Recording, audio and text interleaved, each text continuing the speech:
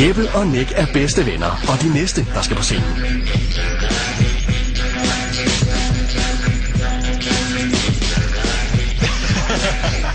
Hvor er det fantastisk. Vi er varmet fuldstændig op, drenge. Klar. Der er 3 dommer dernede. Værsgo. Så skal I have det.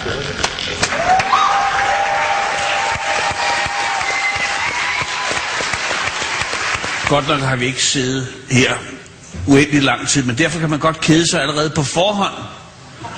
Og jeg vil sige, at på baggrund af hvad jeg ser foran mig her, der keder jeg mig allerede frygteligt. I har stået derhjemme og tænkt, lad mig tage en rød hat på. Og hvis du tager en rød hat på, så tager jeg en høj sort hat på. Men jeg glæder mig allerede til voteringen. Lad mig sige det på den måde. Kom i gang, drenge, og spil ikke min tid mere.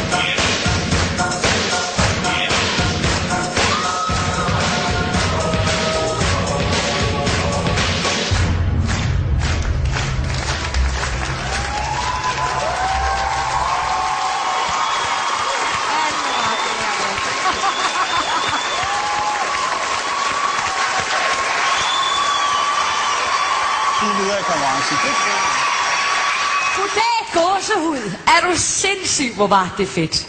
I er så overlegne, og jeg elsker sådan noget. Det var bare overraskelsesmomentet, der var surprise i det. I er så knalddygtige, altså. Det er helt vildt. Jeg er solgt. Tak. Det er således, at frøken Stein nogle gange, der følelserne løber af med hende. Derfor er det godt, hun sidder sammen med nogle strikte herrer, som ikke lader sig rive med af pøblen, der applauderer. Men det er krafteddermame godt, det I laver. Det må jeg sige. Nå. Der kom den alligevel, hva'? Ja. Altså, bortset fra, I minder mig uheldigt meget om nogle rigtig beskidte drømme, jeg har. Ej, hvordan er det at være inde i Martins Hals hoved? jeg tror ikke, der er så meget plads. 3 blændende jer, vi ses!